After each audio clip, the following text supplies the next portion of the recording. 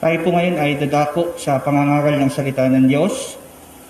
At muli po, isang recap o pagbabalik tanaw po, tayo ay nasa isang sermon series o isang serye po ng pangangaral na meron pong tema na Law and Grace o kautusan at biyaya. Marami po sa atin ang nakakaunawa na pagdating sa biyaya. Ang biyaya ng Diyos ay naghatid po sa atin ng kaligtasan at buhay na walang hanggan. Ngunit marami po sa panahon natin ngayon nakakalungkot ay hindi po masyadong kilala yung pong mga kautusan o yung batas ng Diyos. Ngayon, bakit po tayo merong sermon series on law and grace? Ang kautusan po ng Diyos o ang batas ng Diyos ay meron pong tatlong purpose. Meron pong tatlong layunin. Ang kautusan po at batas ng Diyos ay binigay po sa atin, una, upang ang ating pong lipunan ay hindi maging magulo. Upang hindi po bumagsak sa ganap na pagkawasak. Kung wala po ang batas ng Diyos, napakagulo ho natin. Pwede mong nakawan yung iyong kapwa ng walang accountability. Wala kang pagbabayaran. Pwede mong patayin ang iyong kapwa. At ganyan na nangyari ho sa Sodom at Gomorrah. Nung kanilang tinalikuran yung batas ng Diyos, ano nangyari in the end, nawasak yung pong bayan ng Sodom at Gomorrah. Yun po yung una na layunin, bakit po binigay ng Diyos ang kanyang batas sa ikaaayos ng ating pong lipunan. Pangalawa po na layunin ng batas ng Diyos ay upang makita ng tao ang kanyang pagiging makasalanan at upang kanyang makita ang kanyang pangangailangan sa tagapagligtas. Kung babasahin niyo po yung moral law or the Ten Commandments, lahat yun halos nalabag po natin. At sabi sa Biblia, labagin mo lang ang isa sa utos ng Diyos, nilabag mo ng lahat. At kung wala ho yung batas ng Diyos, wala pong standard ng kabutihan at kabanalan. At kung dahil po doon, lahat po tayo ay mabuti na pala. So ang batas po ay pinapakita ito sa atin para siyang salamin na nagpapakita sa ating tunay na itsura na tayo ay makasalanan at nangangailangan ng tagapagligtas. Kung wala po ang batas, hindi po tayo maliligtas. Kaya importante ho yung batas ng Diyos na ibinigay po sa atin. So ang batas ng Diyos po ay para sa mga hindi mananampalataya. Pero hindi lamang po ito sa mga hindi mananampalataya.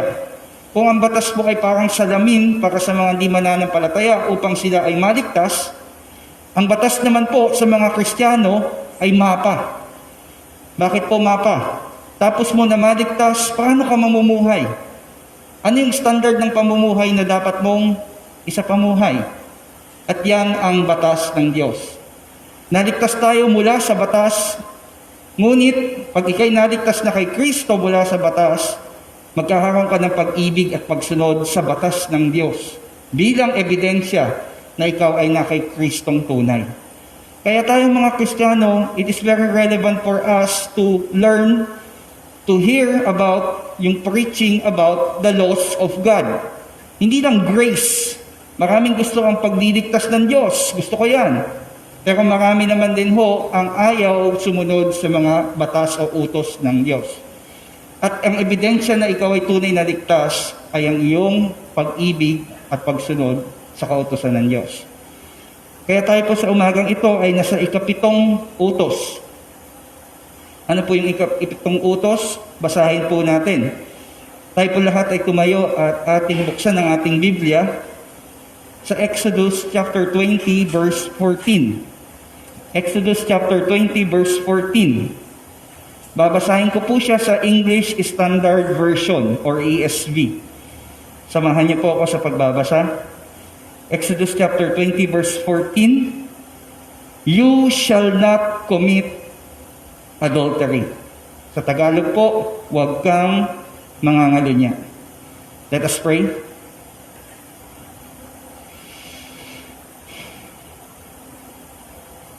Dakilang Diyos, aming Ama, salamat sa iyong mga salita na patuloy na nagtuturo, nagtutuwid at nagpapalakas sa aming buhay pananampalataya. Ang dalangin po namin sa umagang ito ay kasihan ng bawat isa ng banal na Espiritu at bigyan kami ng kaunawaan at maging ng hangarin upang aming masunod sa aming buhay anuman ang aming mapakikinggan na iyong tagubilin. Upang, O Diyos, patuloy naming maranasan ang kagalakan ng aming kaligtasan at upang tunay ka naming maluwalhati sa aming kalagitnaan. Ito po ang aming nagkakaisang panalangin, Ama, sa tanging matamis sa pangalan ng aming Panginoong Yesus. Amen. Nakakaupo na po ang bawat isa. So, nasa ikapitong utos po tayo, huwag kang mangangalonya. Maaaring may nagtataka po sa inyo, yung palabas sa TV na ika-6 na utos patungkol sa huwag kang mangangalonya, bakit ika-6 yon? Dahil yung po ay yung maling interpretasyon. Yung po yung Roman Catholic version ng 10 utos. Ang tunay na biblical na ikapitong utos po, o ika-6 na utos is huwag kang papatay. Ang tunay po na ikapitong utos ay huwag kang mangangalonya. So, nasa ikapitong utos po tayo ngayon. At ito ay yung tinatawag po natin na pamantayan ng buhay ng isang tunay na mananampalataya. Ang atin pong pamagat sa umagang ito, Part 8 or Part 7, Commandment number 7, yung pamagat po ng ating sermon ngayon is the joy of sex. And alam ko, marami sa atin ngayon is uncomfortable dahil babanggit ni Pastor sa pulpito ngayon ang sex. O pakikipagtalik o yung tinatawag po nating siping. Maraming yumuyuko ngayon. May mga dalaga, may mga binata, may mga married, may mga single. And bihira itong mapag-usapan sa pulpito. Pero I would like to remind you all na sex is a gift from God. Ang pagtatalik po ay isang regalo mula sa Diyos. Maraming uncomfortable po tayo, paalala ko po sa inyo that sex is not a bad thing. Hindi po masama. Hindi po kasalanan ang pakikipagtalik. In fact, ito ay regalo ng Diyos sa konteksto ng pag-aasawa. Siya ay maganda, siya ay mabuti kung ito ay nasa loob ng konteksto ng pag-aasawa o yung covenant of marriage, tipan ng pag-aasawa. Bilang pruweba po that sex is a gift of God, meron pong isang dedicated book in the Bible na kung saan it talks about sexual love. Alam niyo po ba yun? May isang book po sa Bible that talks about sexual love. And that is the Book of Solomon. O yung iba naman po is yung po Book of Song of Solomon or Song of Songs. Ito ay patungkol sa mag-asawa, yung kanilang relationship to one another, and it is very sexual. So sex is not a bad thing, it is a gift of God, given that it is in the context of marriage. Nasa konteksto po ng pag-aasawa. At ang sex po is not just for procreation. Hindi lang para dumami tayo. Hindi po ang layunin ng Diyos na binigyan tayo ng sexuality, male and female, ay para dumami lang. Hindi po. Sex is a gift for our joy. It is a source of joy, kagalakan. At upang maprotektahan po ang kagalakan na ito na mula sa Diyos, ibinigay niya ang ikapitong utos. Huwag kang mangangalonya. Huwag kang makikiapid. The seventh commandment, it protects yung pong joy that is between a woman and a man in the context of marriage. Yun po yung layunin ng seventh commandment. But sadly, sex was defiled by sin. Ang pakikipagtalik po ay nadumihan ng ng pagkakasala. Marami sa atin ang uncomfortable about this subject dahil sa kasalanan.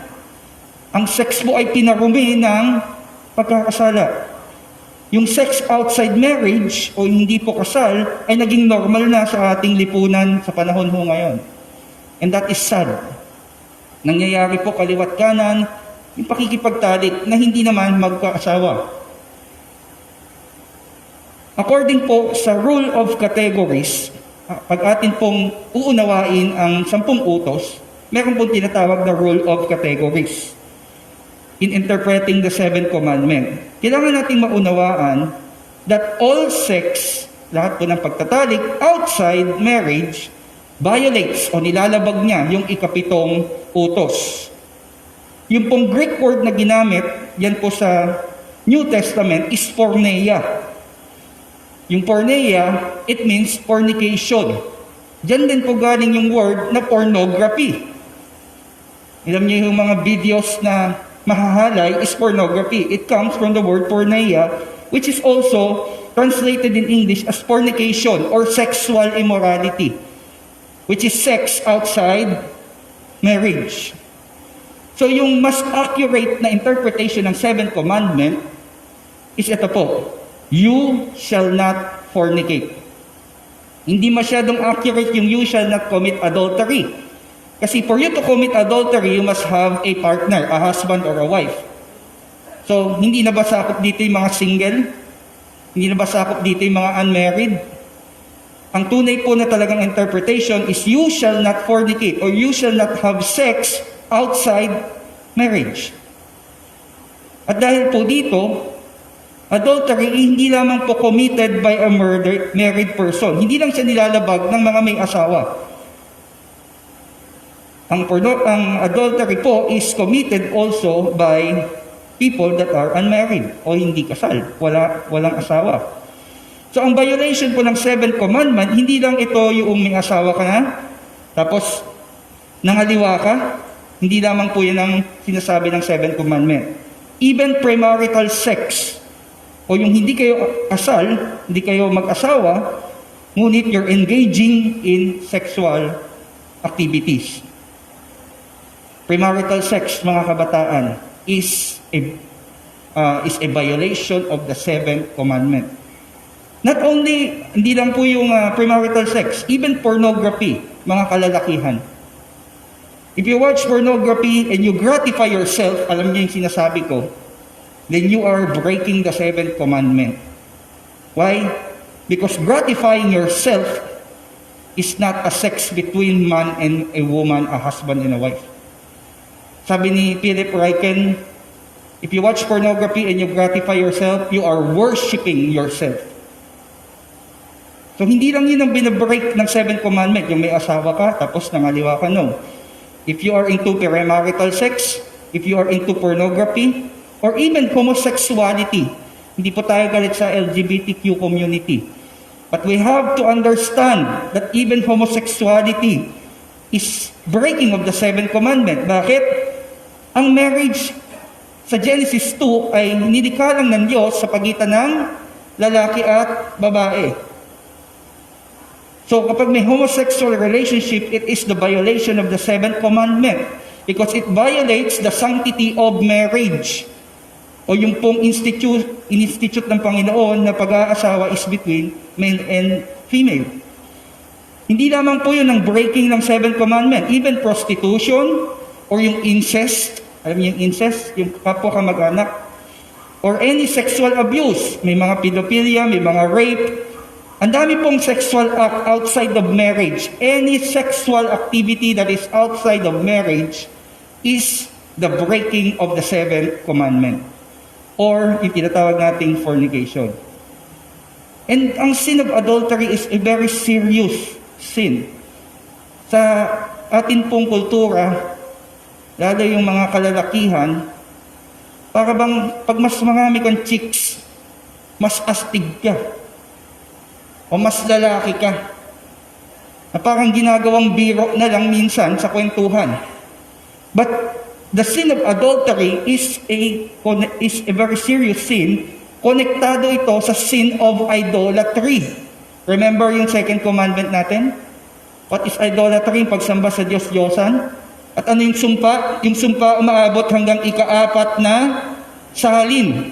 Kaya tingnan nyo, kung si tatay ay nangaliwa, si anak ay mangangaliwa, si apo ay nangangaliwa, minamana si tito, si tatay, si lolo, babaero, si apo, si anak ay nagiging babaero din. So it is connected to the sin of idolatry. Kapag ang isang pamilya ay sumasamba sa Diyos-Diyosan, yung mga susunod na henerasyon, sumasamba din sa Diyos-Diyosan. The same with adultery. Seryoso po yung sin of adultery. Ang sin of idolatry po ay hindi lamang po nilalabag nito yung kautusan ng Diyos at nakakasakit ng ating kapwa, yung ating asawa, o yung kung sino man yung ating partner na we are committing adultery with. Hindi lamang po. Alam niyo ho, ang sin of adultery is committed against the Holy Trinity. Ang adultery po, ang pangangalo niya at pakikiapid, ay laban po sa banal na Trinidad, sa Ama, sa Anak, sa Espiritu Santo. Bakit po? Yung Ama in the Old Testament, tuwing ang bayan ng Israel ay sumasamba sa Diyos-Diyosan, sinasabi ng Bible na nangaliwa o nakiapid ang bayan ng Israel sa Ama. And that is in the book of Hosea. Kita niyo ho? Adultery is connected. In the New Testament, si Jesus, yung binasa natin kanina, siya yung lalaking ikakasal at ang church tayo ang babaeng ikakasal, the bride. Si Jesus yung groom, the church is the bride. And every time na nag-apostatize yung church, ano yun?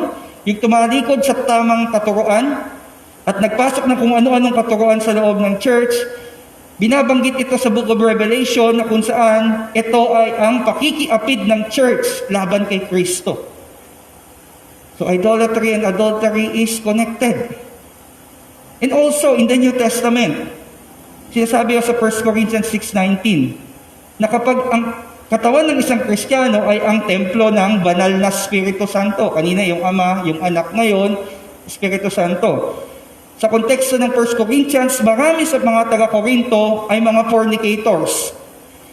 At sabi ni Pablo sa kanila, ang katawan ninyo ay templo ng Holy Spirit. Kung gagamitin mo yan sa pakikiapid o pangangalunya or sex outside marriage, naglalagay ka ng Diyos-Diyosan sa iyong templo at yun ay idolatry.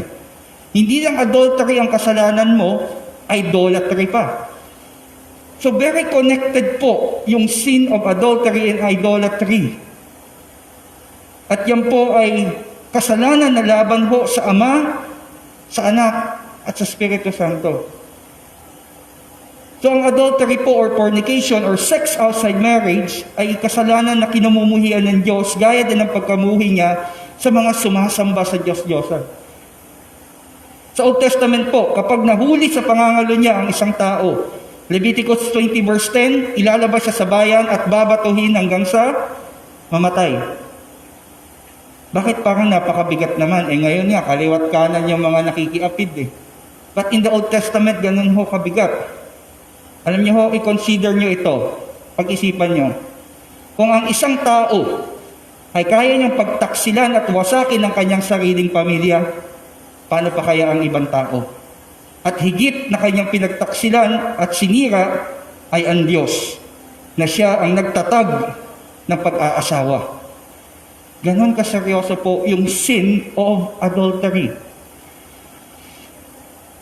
Maaaring ngayon po ay nakaupo kayo diyan at maaaring iniisip ninyo, Commandment 7, ay safe ako diyan. Kasi single naman ako eh. Hindi ko na-break yan. Or maybe, Commandment 7, ay hindi related sa akin yan kasi faithful ako sa asawa ko eh. Maaaring yan ang iniisip po ninyo ngayon. Hindi ako kagaya niyang mga kapitbahay kong yan, na mga nangangalunya, nakikiapid. Hindi ko nalabag yung kautosan na yan. Mas mabuting tao ako sa kanila. Gusto ko po sabihin sa inyo na nagkakamali po kayo. Ang katotohanan po, lahat po tayo dito ay mangangalunya at nakiapid. Ha? Paano nangyari yun? Wala nga akong asawa, single nga ako eh. Ha? Paano nangyari yun? Hindi ko niloko yung asawa ko. Biblically speaking, lahat po tayo ay nangalunya at nakiapid. Isang napakabigat na kasalanan laban sa Diyos.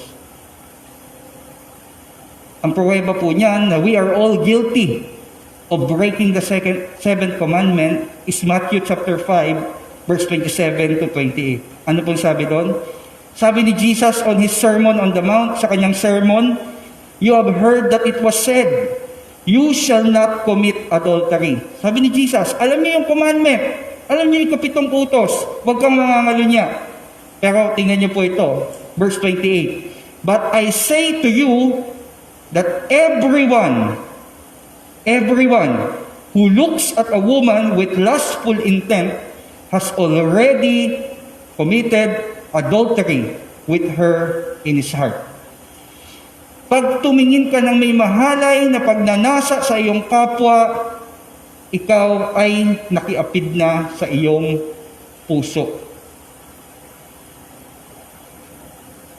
According to the rule of inside and outside, hindi lamang po guilty yung mga tao na nangulunya with their actions.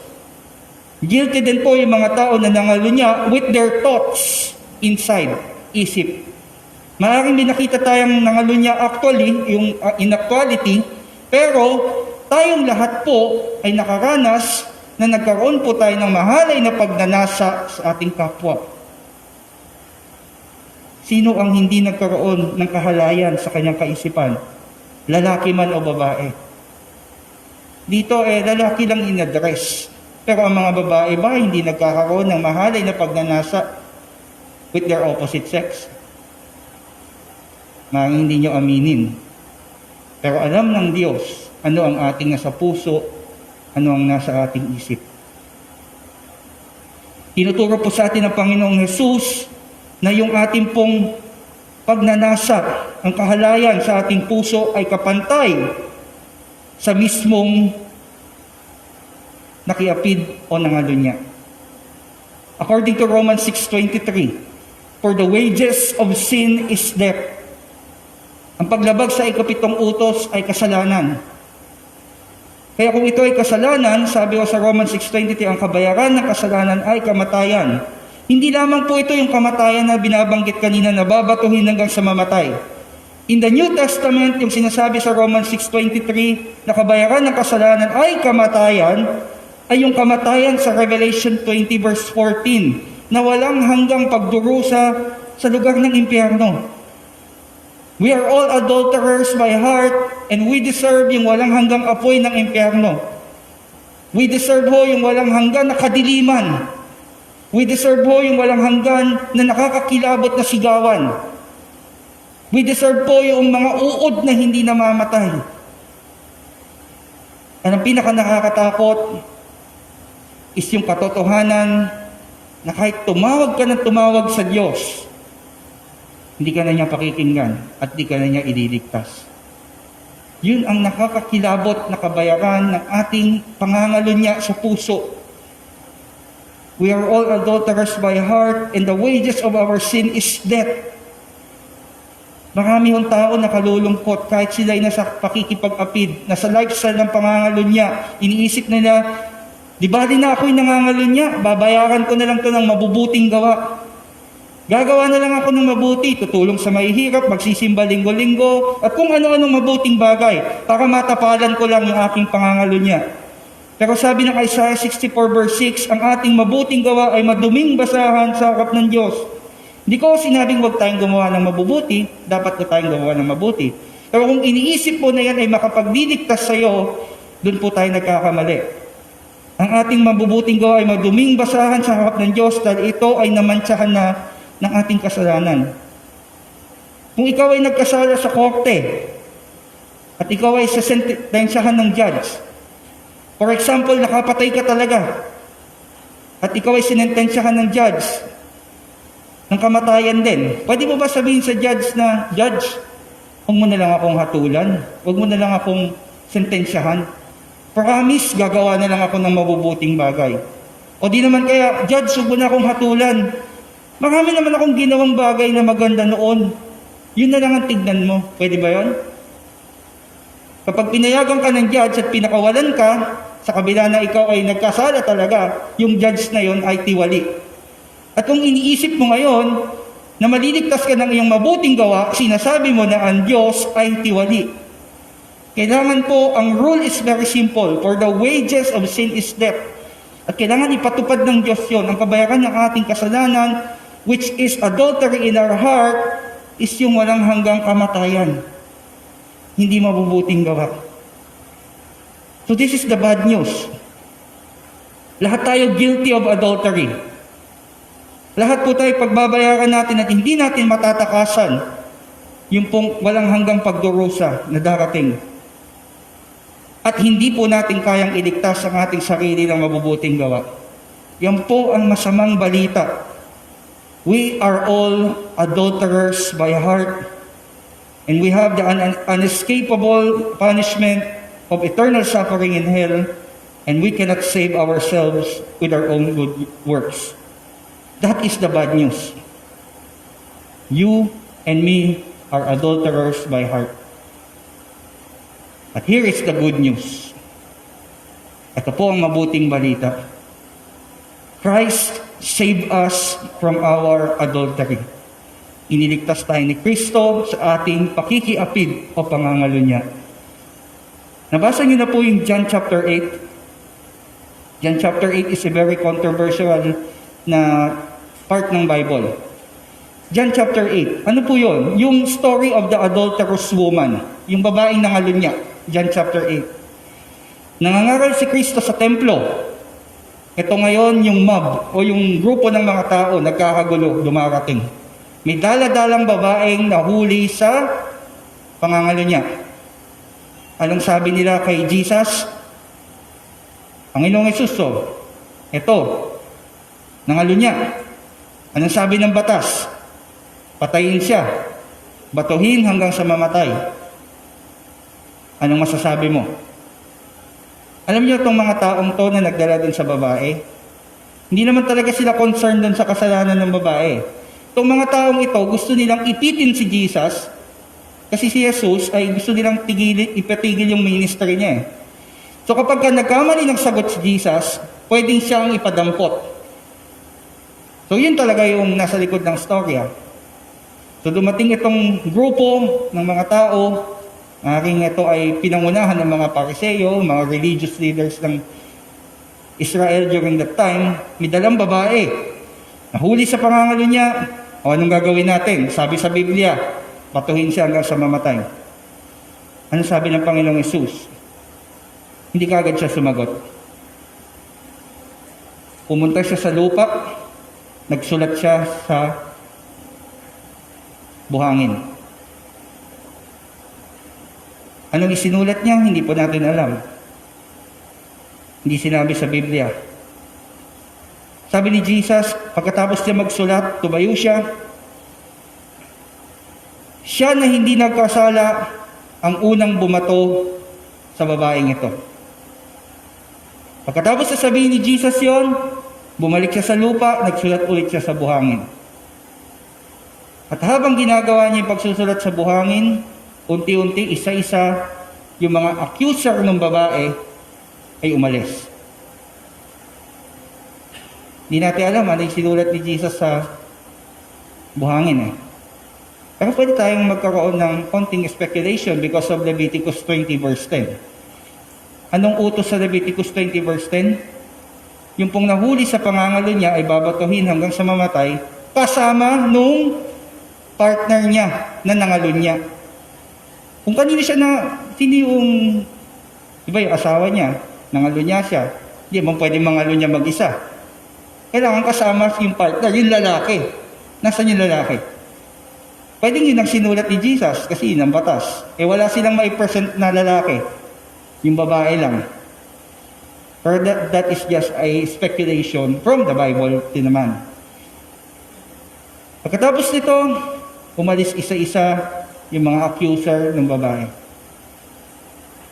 Iniligtas ni Jesus yung babaeng nangalun niya kasama ikaw at ako. Na mga nangangalun niya sa ating puso. Paano tayo iniligtas ng Panginoong Hesus sa ating pangangalun niya? 2 Corinthians 5:1. For our sake, He made Him to be sin who knew no sin. Ano ibig sabihin yan? Panginoong Jesucristo ay hindi nagkasala. At ang ating utang ay kamatayan. Ang kabayaran ng kasalanan ay kamatayan. Kaya ang Panginoong Hesus nagpunta dito sa atin, namatay sa krus ng Kalbaryo upang burahin yung pagkakautang mo ng kamatayan. At hindi lamang yon, sinasabi ho sa Hebreo, kalahati ng 2 Corinthians 5:1, so that we might become the righteousness of God. Sinasabi ho sa Hebrews, na ang Panginoong Hesus ay natukso sa lahat ng paraan.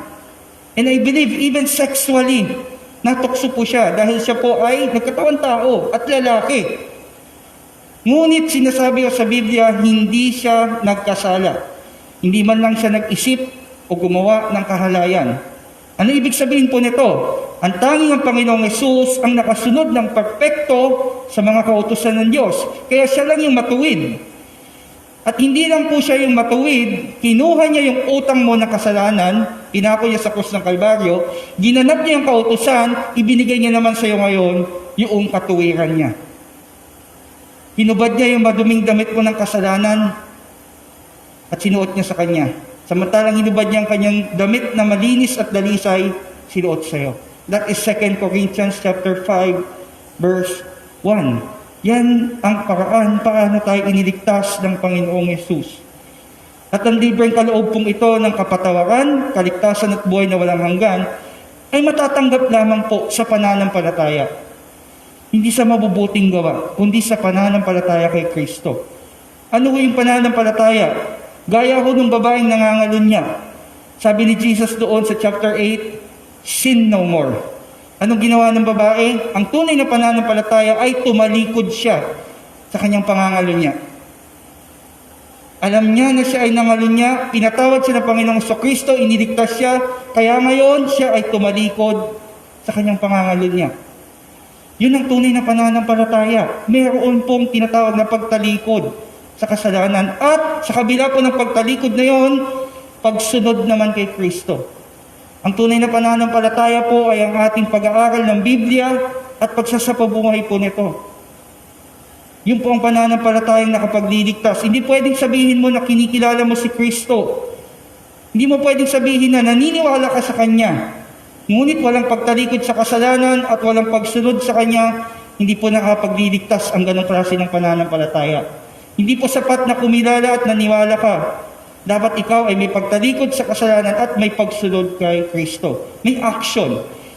Hindi lang po kaisipan, hindi lang po damdamin, kundi maging yung buhay po. Yan po ang kumpletong pananampalataya at yan ang nakapagliligtas. Gaya ng babaeng adulterer, tumalikod siya sa kanyang pagkakasala at sumunod siya kay Kristo. Kaya yan po ang katotohanan. Tayong lahat po ay mangangalan niya. Maaaring hindi po hayag, pero nasa ating puso't isip. Ang katotohanan po ay pagbabayaran natin yan ng walang hanggan. Ang katotohanan po ay hindi mo yan pwedeng tapalan ng mabuting gawa. Ngunit ang katotohanan din po ay napakita ang Panginoong Kristo upang ganapin niya ang kautusan para sa iyo at upang bayaran niya ang iyong pagkakasala. At matatanggap mo yung kapatawaran, kaligtasan at buhay na walang hanggan kung meron kang pananampalataya kay Kristo.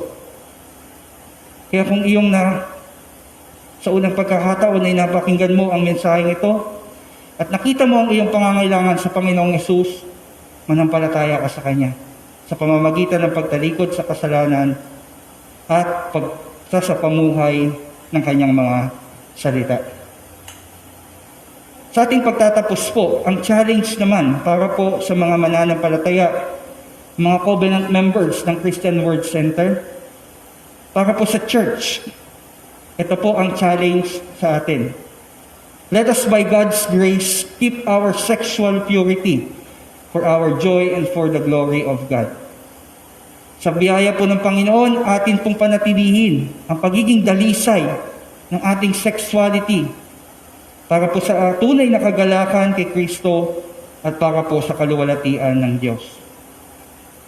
May iba't ibang application po akong pwedeng ibigay sa inyo on how we would keep our sexual purity for our joy and for the glory of God. Unahin ko na po sa mga may asawa.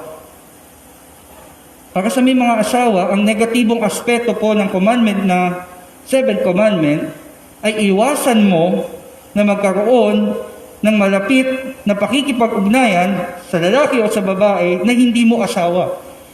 That is the negative aspect of the 7th commandment. Avoid unnecessary closeness with the opposite sex na hindi mo asawa.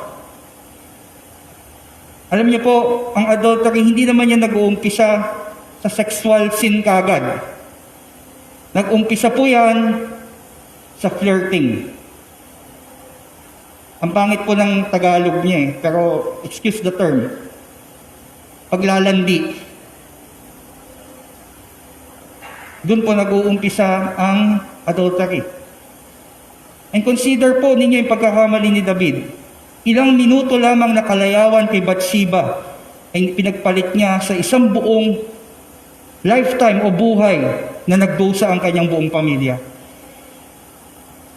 Nagkaroon siya ng pagkakasala kay Bathsheba, nangalo niya siya, buong buhay niya, nagdusa siya at ang kanyang pamilya.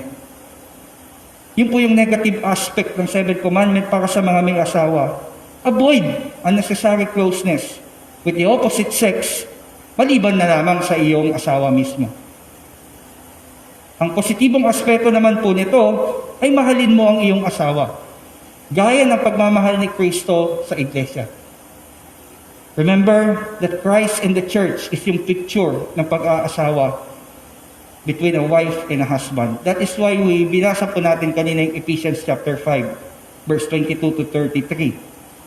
That is for the married person. Paano natin magagawa yan? Sa mga may asawa, avoid unnecessary closeness with the opposite sex, except for your spouse.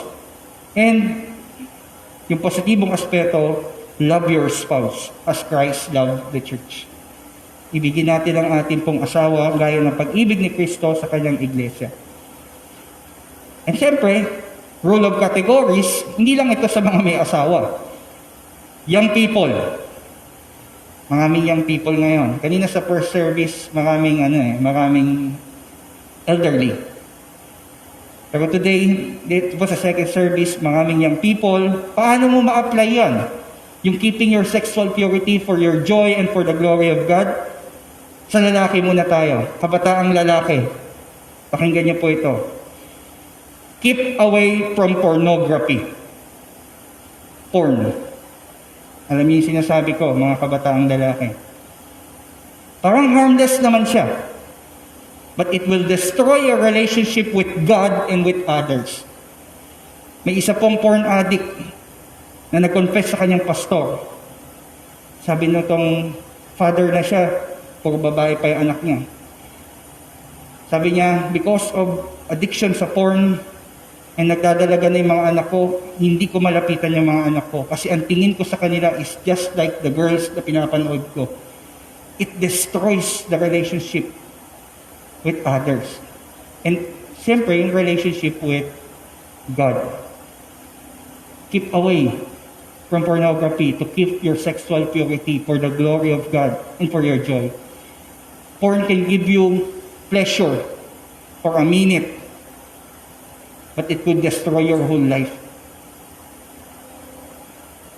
Second, younger men, mga binata, kung nasa relationship ka ngayon, do not demand dun sa girlfriend mo to give to you ang hindi pa dapat ibigay. Keep your sexual purity. Ito yung gift mo sa magiging future wife mo. Younger men. And also, sa mga kabinataan, stop courting girls as a sport. Yung ligaw ka ng ligaw, for the sake na may manligaw ka lang, stop doing that. Stop flirting. Sa halip, serve God. Maglingkod ka sa Panginoon. Habang naghihintay ka at nananalangin ka na ibigay sa iyo ng Panginoon yung partner na inihanda niya para sa iyo. Younger men. Yun yung application niya. Siyempre, hindi lang naman mga binata. Mga dalaga. Unang-una, keep your sexual purity sa paanong paraan. Dress modestly sa pananamit. Hindi ko nga maintindihan ba't ang mamahal ng damit ngayon tapos kapirasong tela lang naman. Yung mga kabataan ngayon na babae, lahat nilalabas. Ano ho? Merong short ang halay ng pangalan eh. Alam niyo na kung ano yung sinasabi ko. Tapos yung mga kabataang babae ngayon, giliw na giliw sa TikTok. Na kung saan ay seduction yung nagaganap. Sabi ni A.W. Pink, isang quote ni A.W. Pink, "A woman who dressed to seduce a man is guiltier of lust Ang mga babae po sa pananamit na sensual ay guilty of lust kahit na hindi kayo naglalust after men, but yung men that is lusting after you and you are the cause of their lust, then you are already guilty also of lust. Nagpo-post sa social media, labas ang ganito, labas ang ganyan.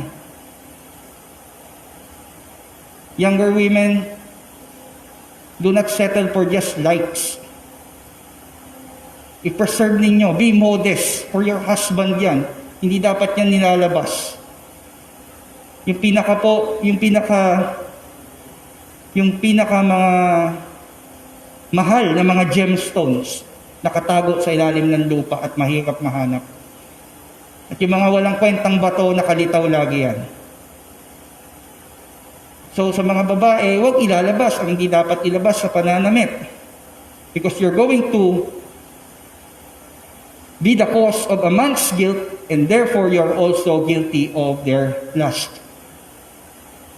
And mga kadalagahan, if you are in a relationship, may boyfriend ka, preserve your sexual purity. Pag yung boyfriend mo ay hinihingi sa'yo yung bandera na ibigay mo na, alam niyo yung sinasabi ko, iwanan niyo yung boyfriend niyo. Why? Kasi ngayon pa lang, nagko-commit na siya ng adultery against his future wife. Kahit na ikaw pa yon. Naintindihan niyo sinasabi ko? Iwanan niyo yung ganyang lalaki because may tendency yan na mga liwa o makiapid. So, keep it as a gift for your future husband, mga kadalagahan. Yun yung regalong may bibigay mo sa iyong future husband. And also stop flirting around. Yung ibang boys, ligaw ng ligaw. Yung mga kadalagahan naman, ano bang tawag doon? Basta flirting. Imbes na mag-flirt around ka and may tendency yan for your sexual purity na mawala, imbes na gawin mo yan, serve God also habang naghihintay ka at nananalangin para dun sa partner mo na inihanda ng Diyos para sa iyo. So yung 7th commandment, hindi lang for the married. It is also for the single young people. And also, meron din po yung application kahit hindi sa young people na unmarried.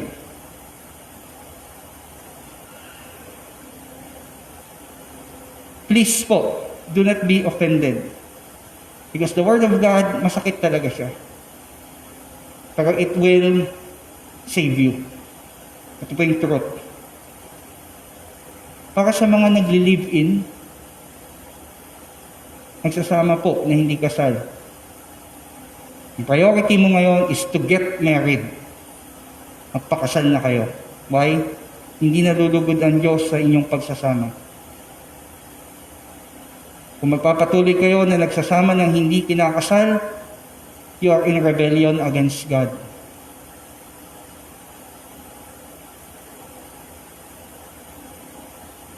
The truth may hurt, pero yan po ang magliligtas sa atin. Para naman po sa mga widows, o yung pong iniwan, separated, o yung pong nananatili ng single na lamang. Kung tinawag po kayo ng Diyos sa buhay na iyan, na maging single, ipaglingkod niyo po sa Panginoon yung buhay ninyo. So you would be able to keep your sexual purity. Si Apostol Pablo po ay single. Alam niyo po ba yan? At siya po ay ginamit ng Panginoon na gumawa ng mga bagay, napakalaking bagay para sa karya ng Diyos. So yung mga single people, ang laki pong privilege na kayo single. Kasi pag may pamilya kayo in the ministry, doble ang inyo pong responsibility. Pero kung kayo single, hindi po dapat malungkot. Dahil makakapag-focus po kayo talaga sa paglilingkod sa Panginoon. Yan po yung mga ilan sa application on keeping yung sexual purity ng church. It may hurt us. Young men, young women, yung mga married, yung mga nagsasama, it may hurt us. Pero ito po ang katotohanan ng salita ng Diyos. God wants the church to be pure from sexual immorality. Tunay po na yung pong tukso na pang-sexual ay napakalakas. Pero kung na kay Kristo po tayo, meron po tayong banal na spirito na magbibigay sa atin ng kakayanan na mapagtagumpayan ang mga tukso pong ito. Tandaan po natin na ang pagsunod na may pag-ibig sa kautusan ng Diyos o sa batas ng Diyos, the seventh commandment, ay isa sa mga ebidensya na tunay kang naligtas at meron kang buhay na walang hanggan kay Kristo. Ngayon na nalalaman na natin yung seventh commandment, and as believers of Christ, we are able to obey. We are lovingly to obey these commandments dahil sa naligtas na tayo kay Kristo. So by the grace of God, sa biyaya ng Diyos, tayo po bilang church, dapat po tayong magpunyagi, tulungan natin ang isa't isa. If you're struggling, lalaki ka, humanap ka ng partner to share and to pray for. Dun po sa struggle mo. If you're a woman, you are struggling with sexual sin, share it sa isang kapatiran na mapagkakatiwalaan, talk about it, pray about it. We need each other po in preserving the sexual purity of the church. Isipin niyo ito. Anong pakiramdam mo bilang lalaki? Na ilang taon mo na niligawan yung iyong mapapangasawa. And then sa gabi na kayo ay mag-honeymoon, nalaman mo na hindi na pala siya virgin. Bilang lalaki, anong pakiramdam mo? And remember this, the Lord Jesus Christ ay babalik na groom for the church, yung bride. So as the bride of Christ, we must persevere. Tulungan natin ang isa't isa to keep our sexual purity para pagbalik po ng groom ng ating Panginoong Hesus. Sabi kanina sa Ephesians 5, walang gusot, blemish-free. Nagtapat yung church by the grace of God. Yung purity ng church. So by the grace of God, I pray na ma-overcome po natin ang mga bagay nito. And let us preserve the sexual purity of the church upang patuloy din po nating maranasan yung joy ng salvation kay Christ at upang tunay po natin maluwalhati ang ating Diyos.